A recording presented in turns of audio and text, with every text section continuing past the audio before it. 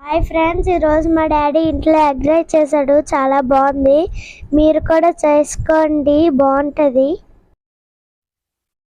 ముందుగా స్టవ్ వెలిగించుకోవాలి. వెలిగించిన తర్వాత కళాయి పెట్టుకోవాలి. కళాయి పెట్టుకున్న తర్వాత కొద్దిగా ఆయిల్ వేసుకోవాలి.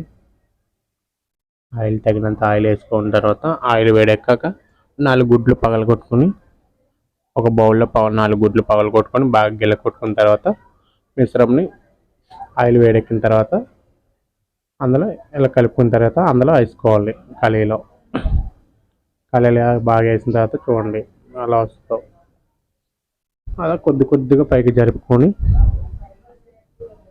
మొత్తం మిశ్రమం అంతా వేసిన తర్వాత తగినంత సాల్ట్ వేసుకోవాలి. ఒక 1/2 teaspoon chicken masala add చేసుకోండి. మొత్తం ఎగ్ మొత్తం పడుతుంది. చూడండి మొత్తాన్ని ఇలా కచ్చాపిచ్చిగా చేసుకోండి.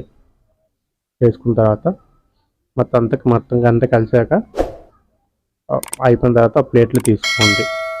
ప్లేట్లో తీసుకొని పక్కన పెట్టుకోండి.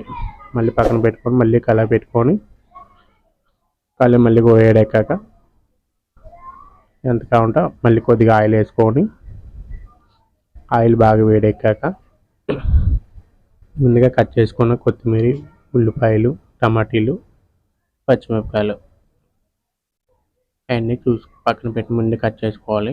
పక్కన పెట్టుకున్నాం. ఇప్పుడు ఆ ఆయిల్ వేడెక్కాక ఉల్లిపాయలు వేసుకుందాం. ఉల్లిపాయలు వేసుకోవాలి. తర్వాత పచ్చిమిరపకాయలు కొద్దిగా పచ్చిమిరపకాయలు 4 ఉల్లిపాయలు, 5-6 పచ్చిమిరపకాయలు వేసుకున్నాం. మళ్ళీ మొత్తాన్ని కలిపి గోల్డెన్ కలర్ వచ్చాక ఉల్లిపాయలు, అల్లం వెల్లుల్లి పేస్ట్ కొద్దిగా, అల్లం వెల్లుల్లి పేస్ట్ పచ్చివాసన పోయేంత వరకు ఒకసారి కలుపుకొని గోల్డెన్ కలర్ వచ్చే వరకు కలుపుకోవాలి. మొత్తం పచ్చివాసన పోయేంత వరకు కలుపుకొని ముందుగా కట్ చేసుకున్న టమాటీలు 3 టమాటాలు చిన్న సైజు తీసుకున్నాను, మీడియం సైజు చూడండి. కలుపుకున్న తర్వాత మొత్తం అంతా మగ్గిన తర్వాత కొద్దిగా కొత్తిమీర వేసుకోండి. కొత్తిమీర వేసుకుంటే ఆ కొత్తిమీర ఫ్లేవర్ మొత్తం ఉల్లిపాయలు, పచ్చిమిరపకాయలు అన్నిటికి, టమాటాలు అన్నిటికి బాగా పడుతుంది. మొత్తం అందరూ సరే కలుపుకోండి నీట్గా. మొత్తం కలుపుకున్న తర్వాత నీట్గా ఒకసారి కలుపుకొని మొత్తం అంతా మగ్గిన తర్వాత ఎగ్ పక్కన పెట్టుకున్న ఎగ్ ముక్కలు మొత్తం కళాయిలో వేసుకున్న తర్వాత మొత్తం అన్నీ వేసుకొని 2 స్పూన్లు చికెన్ మసాలా, టేస్ట్ తగినంత సాల్ట్,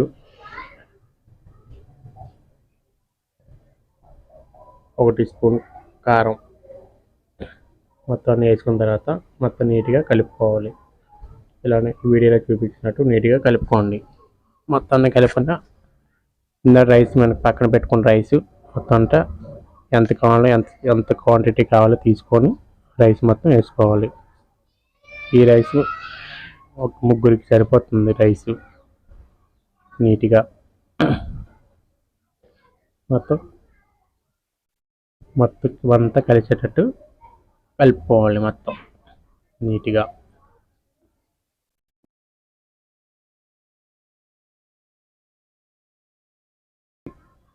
కింద నుంచి పై వరకు మొత్తం నీట్గా కలుపుకోవాలి. మన కారం అది ఎక్కువేం కాబట్టి పిల్లలైనా పెట్టచ్చు, తింటారు. కారం కూడా పర్ఫెక్ట్గా ఉంటుంది. నాకు సాల్ట్ సరిపోలేదు కాబట్టి కొద్దిగా యాడ్ చేసుకున్నాను. ఆ సాల్ట్ మొత్తం మళ్ళీ కలిసేలాగా మొత్తం కలుపుకోవాలి.